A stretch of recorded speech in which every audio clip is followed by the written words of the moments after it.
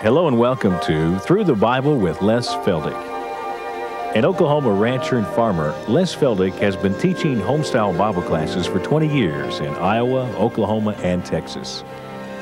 Les Feldick's unique style of Bible teaching has made the books of the Bible come to life. When Les is teaching, it's so interesting that people say time just seems to fly by. And now, here is Les Feldick. Okay, let's go right back to where we picked up, and chapter 7, and we'll get down to verse 4. Now, for those of you in television, we like to announce periodically that we tape 4 of these programs in succession, so you'll see the same people in the same place wearing the same clothes for a whole month. But it just enhances our taping situation, and we trust you understand. Also remember that everything is available on video, and the videos have been transcribed in little books. And then Roy here has come up with a brilliant idea. We're going to start putting our book, our tape number, they're synonymous, remember. Our book and our tape number this time is 27, and we are in the second series of that tape 27, or the middle 4 programs. And now, right now, this will be the 3rd program of this afternoon's taping. And that will kind of help identify. Jerry, you're going to like that, aren't you? So we are presently all on our way in tape number and book number 27. This is the center segment of the 4 lessons, and we are presently in the 3rd one. Okay, so much for that. 1 Corinthians chapter 7. Chapter I told you I just as soon forget about and skim around, but it is still so appropriate. It's under probably different circumstances than most of us are confronted with. And yet, as our society is crumbling, and as we are falling more and more into the same kind of a social fabric that Corinth was, this chapter 7, of course, is probably more appropriate than most of us would like to admit. All right, now as we drop down in verse 4, where Paul is dealing with the relationship between the husband and the wife, he says, "The wife hath not power over her own body, but the husband." But don't stop there. "Likewise, also the husband hath not power of his own body, but the wife." So where does that put us? Well, it puts us on equal ground. And in the marriage relationship, it is 50-50. I know Iris and I have often said it's more like 80-20 from both sides. But that still boils down to a 50-50 relationship. Now, of course, what Paul is talking about here is the satisfaction of the sexual needs of both parties of the marriage union. And now that is picked up then in verse 5. Since it's a 50-50 situation, the husband is to be aware of the needs of the wife is to be aware of the needs of the husband. Consequently, defraud not one the other unless it's for consent. Now, what's he talking about? Now, like I said, I'm not a marriage counselor, and I don't pretend to be, but I've read a few of their manuals and so forth, and we know that one thing they warn against is never use sex as a lever against your spouse. In other words, wives are not to withhold the marriage bed from their husband in order to gain an advantage, but vice versa. And so this is what he means. Do not use the marriage relationship to defraud or to bring pressure to bear on your spouse for something that is of your own volition. So defraud not one another unless it's by consent. Now, granted, other things enter in. There can be emotional stress, there can be physical impairment, but all things being normal, then Paul says that if it's consented that you're going to abstain from that marriage relationship for a time, well be it, but don't do it for long, because, he says, come together again. Even though you may break that for a time for whatever purpose, don't extend it. Come back together again for what purpose? That Satan tempt you not for your incontinency. Now you see what we're all up against? The sex drive is powerful, no doubt about it. And God put it there for a purpose. But We're not to abuse it any more than we do anything else. And so if there is a consent between the two partners to refrain for a period of time, that's all well and good, but don't overdo it. And when you come back together again, do it for the purpose lest Satan comes in and tempts one or the other, of course, then to go outside the marriage relationship. All right, and then he says, verse 6, I speak this by permission and not of commandment. And then he says in verse 7 something that throws a curve at a lot of people. When Paul says, I would that all men were even as I myself, but every man hath his proper gift of God, one after this matter, another after that. Now we know that once Paul began his apostolic ministry, from all scriptural indications, he was alone. But my whole premise is that he had at one time been married and had children. Now the reason I say that, and I'm going to take you back to Acts chapter 26, because I try not to just bring things out of the woodwork, but I want to be able to back up what I teach from the Scriptures. And back in Acts 26, we see a very revealing part of Paul that too many people ignore. And they just think that he was a bachelor who had never married, and consequently he had a thing against women, and he had a thing against marriage. No, he didn't. But he was certainly alone at the time that he starts his ministry as an apostle. But Acts 26 now, he rehearses his past life when he was active in Judaism, and he was a Pharisee of the Pharisee, remember, and he was persecuting the believers in Jerusalem who had become followers of Jesus of Nazareth, and he was trying, remember, to stamp them out, and he thought he was doing God a favor. All right, now you pick that up in Acts 26, verse 9. I verily, he says, thought with myself. Now remember, he's telling these people his conversion on the road to Damascus and so forth.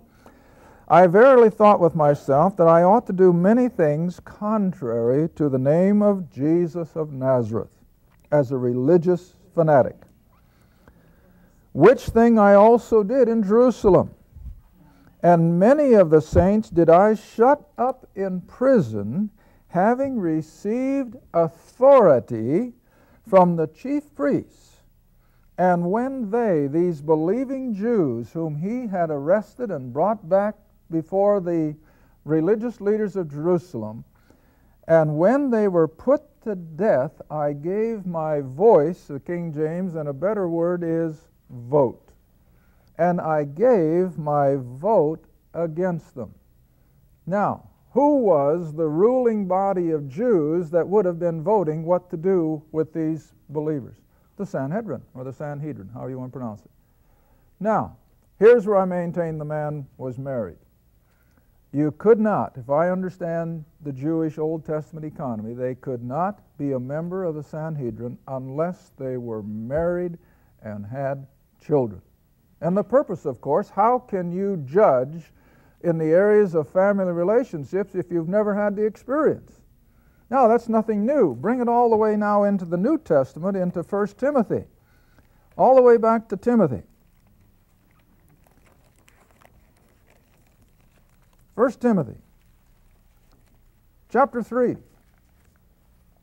And Paul carries it right on into the leadership of the church. The same premise. How can leaders of the church lead intelligently and from experience if they've never had the responsibility of being a husband and a father?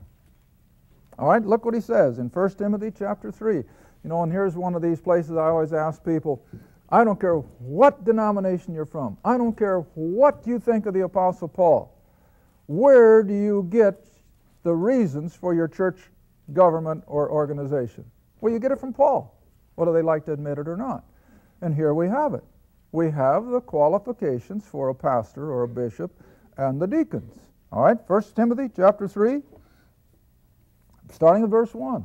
This is a true saying. If a man desires the office of a bishop, and I think that is also the pastor, he desireth a good work. A bishop or a pastor then must be blameless, the husband of one wife, vigilant, sober, of good behavior, given to hospitality, apt to teach, not given to wine. In other words, he can't be an alcoholic. No striker, can't be a brawler, and not covetous. And then verse 4, what is the other part of his requirement? One that ruleth well his own house, having his, what does the book say? His children, see? Having his children in subjection. And you come on down to the deacons and it's the same thing. So this whole process of leadership in the realm of the Spirit demanded that Paul was married, had children. What happened to him, we don't know.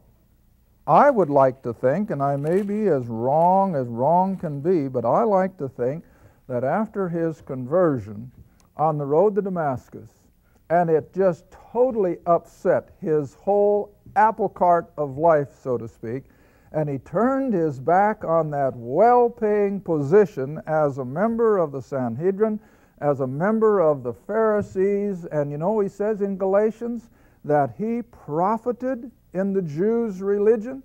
In other words, he was making, I think, big money as one of the religious leaders of Israel. And he turned his back on all that. What do you suppose his wife and kids did? I think they rebelled at the very thought of it, and she probably left him or divorced him or whatever. We don't know. That's all just my own idea. But whatever, I have to feel that Paul at one time was married and had children, but something happened to him, because from the time that we pick up the Apostle Paul in the book of Acts, he is alone. He doesn't call himself a widower. He doesn't call himself a bachelor. He just knows that he does not have a wife or family. Now then, coming back to 1 Corinthians chapter 7,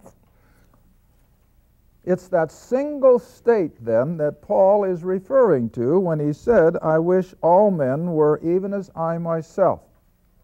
Now there had to be a reason for the man to say that, because he certainly was not putting the kibosh on marriage and family. But all through Paul's letters, what was he expecting to happen at any moment? Well, the Lord to come. And on top of that, I think that by the sovereign grace of God, Paul had a little bit of a foreview of the horrible persecution that was going to come upon the Christians. Now then, if all of a sudden persecution was to fall, how much easier it would be for people to be single. Stands to reason. Where a poor little wife wouldn't have to suffer the consequences of her husband being taken away in the middle of the night, or having children suddenly kidnapped away from them and not knowing what happened to them. It'd be better to just be alone, face persecution, face the death, and have it over with. And so I think both of these things have to be brought into our understanding of what Paul is teaching here, that number one, the Lord's coming he thought was at hand. Paul says that throughout his letters, that the Lord was coming imminently. And of course, it didn't happen. And so he tempers these relationships with that in view. Plus, like I've already said, he had an inkling, I'm sure, of the horrible persecution that was going to be coming across the Roman Empire. So take all that into consideration. Now then, verse 8. I say therefore to the unmarried and the widows, it is good for them if they abide even as I. There again, he's telling even the women, it would probably be more comfortable, it would be better if they would remain single than to get involved again and go through the trauma of losing their husband to the forces of persecution. But he's going to give them an out. If they cannot contain, let them marry, for it is better to marry than to burn. Now what's he talking about?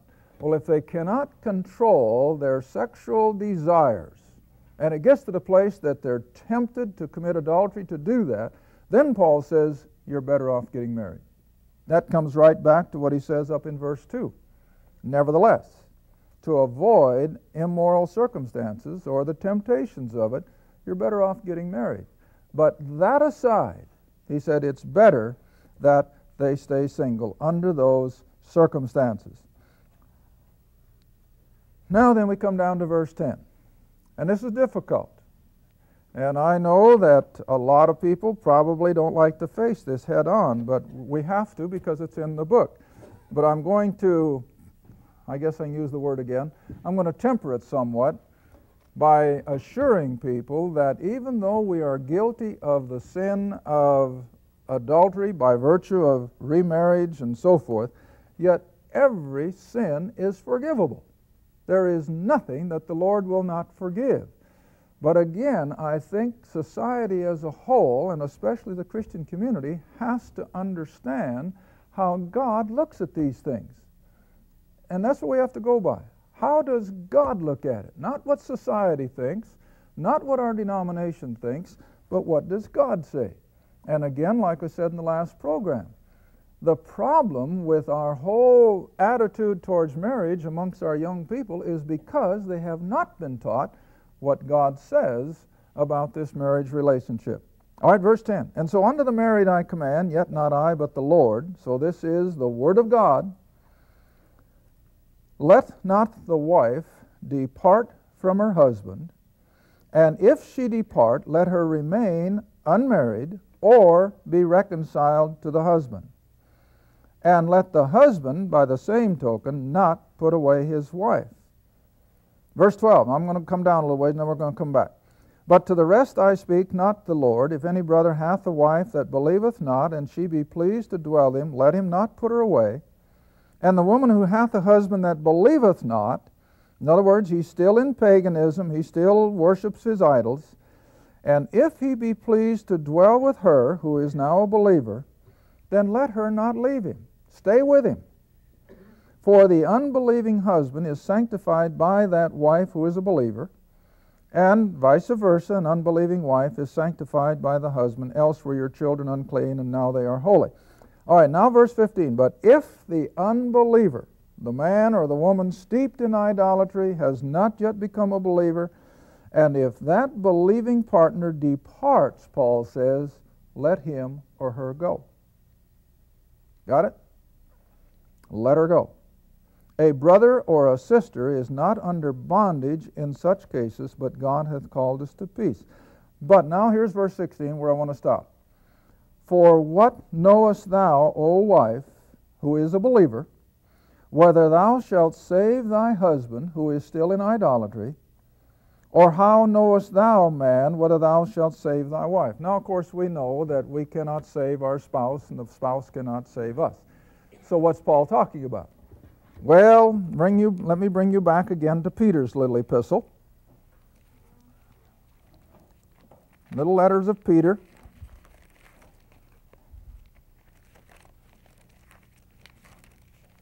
I think I want 1 Peter, honey, 1 Peter chapter 3.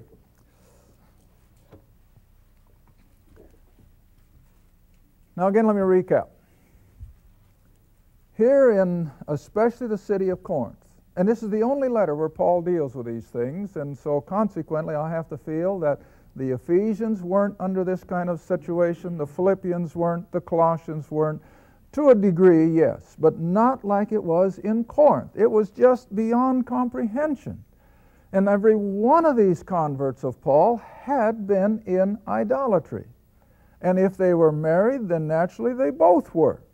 So if one of them is saved and comes out of it and becomes a believing Christian, then here we have this division in the family now. One is still in idolatry and the one is a believer.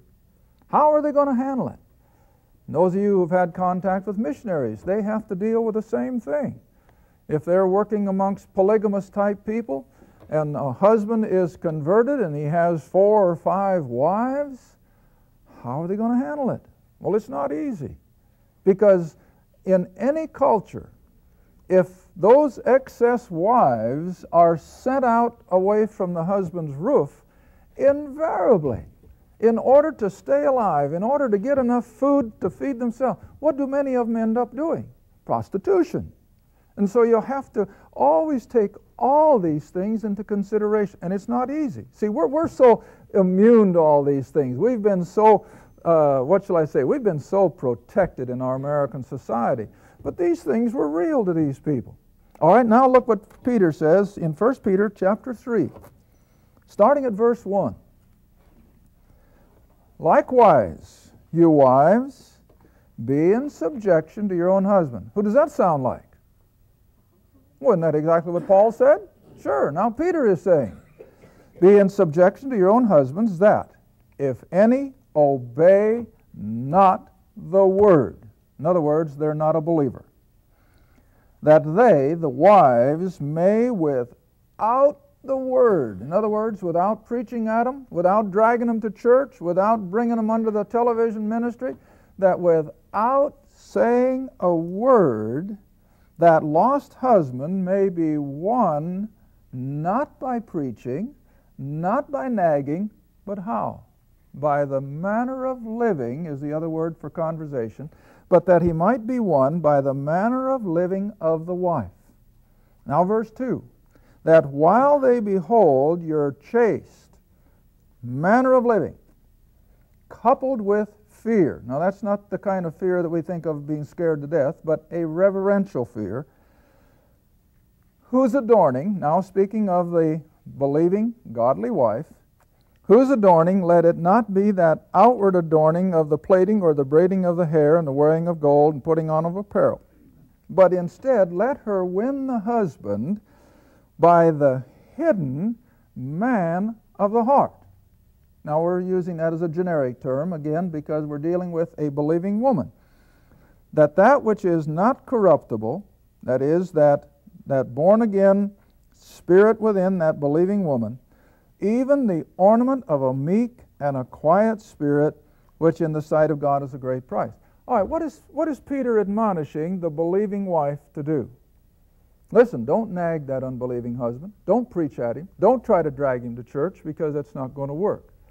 So what does she do first and foremost? She lives an exemplary Christian life in front of him. I've got a pet experience. I don't like to use too many of these because the book speaks so much louder than anything I can say. But you know, when I was teaching up in Iowa, I had a Saturday night young people's class. Hey, I got time enough. I had a Saturday night young people's class, and we had 45, 50 kids come in every Saturday night. And one time, one of the ladies who lived catty corner from the home that was hosting us said, well, what in the world is going on in your house on Saturday night? And so Gladys said, well, we have a Bible study for young people. Well, she said, is there any chance that I could just come and sit off in the corner someplace? And she said, sure, there's no problem with that. So this lady, she was the doctor's wife, had a lovely home, and she had a husband that was something else. And they wouldn't mind my telling it. I mean, they tell it all over the country themselves now. But she came to that class for young people, and over a few weeks' time, and Mary Beth was saved gloriously, came to know the Lord. Well, it wasn't but a few weeks after that, and Iris and I were attending a wedding where she also was, and this was 60 miles down the road, so I've been driving a long time to these classes. And so we went to a wedding, and she met us out in the lobby of the church, and she started to weep. I mean, weep. And I said, what in the world is the problem? And she said, my husband, John. And I said, yeah, I've heard about John. I mean, he was something else. He had more than one mistress, and she knew it. And as a result of her salvation, he became her number one burden. And I guess I happened to have a New Testament in my suit pocket. It was at a wedding. And so I showed her these 2 or 3 verses. I said, now this isn't going to be easy. But I said, my Bible tells me that if you can do it, God will do it. Which is, I'm willing to try. Now, about that time, I think the book was out. Somebody had written that, you know, the wife should meet the husband at the door with some seductive negligee and all that bunch of baloney. And I said, just do what you know John likes. If he loves a good T-bone steak, have one ready once in a while. If he likes hot apple pie, have a pie ready when he comes home. Like I said, he was a physician. Well, to make the long story short, you know how long it took? 4 months. 4 months. And old John told the story himself. So that's why I say I don't mind putting it on television, because he wouldn't mind. He said, I was in my office. He was a physician. He said, I was in my office one Sunday morning, and he said, I had just seen my last patient, and he said, I was in a hurry to get out to the country club, and he said, I was just going to spend the day boozing it up with my buddies. And he said, before I got out of my clinic, he said, the Lord just came on me with such conviction that my wife was such a far better person than I could ever hope to be.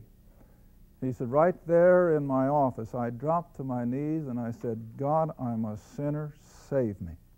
And he says, he did. And you know, the man has been a church leader almost ever since. That's what I say, I don't mind repeating it, even on television. He is a living example of what a believing wife can do without saying a word. See, most women get the idea that they're going to drag him to church and they get everybody trying to collar him, and hey, that's not the way to do it. You just simply prove to that. I've got quite a few like that. On one of the other instances, it was the other way around. The husband came to the class first and was saved and got such a burden for his little wife. And she tells it. So, I mean, I don't mind. She tells it herself. She had nothing to do with this. In fact, she used some pretty vile language concerning the Word of God when he tried to read it to her. But he just kept living the example. And then finally one day, the Lord in his sovereign grace caused a friend of hers who was a believer to just stop in for coffee one morning, and in the process of having a cup of coffee, led this lady to the Lord. And they're still living the exemplary Christian life together today. So I know it works. All right, now then this is all that Paul is saying, that if a wife or a husband finds themselves still in a marriage relationship with a rank pagan unbeliever, hang in there. Paul says, don't break up the marriage if at all possible, but live the example so that the day will come when they will open their heart to the gospel, and then you can have, again, a happy marriage relationship, a happy home, and of course then the children will more than likely follow suit. Thank you for watching Through the Bible with Les Feldick, a weekly Bible study. If you would like more information about the Les Feldick Ministries, a Bible study in your area, or about this program, write to Les Feldick Ministries, Route 1, Box 760, Kinta, Oklahoma, 74552. That's Route 1, Box 760, Kinta, Oklahoma, 74552. Through the Bible with Les Feldick is viewer supported, and your gift is appreciated. Thank you, and be sure to tune in next time for Through the Bible with Les Feldick.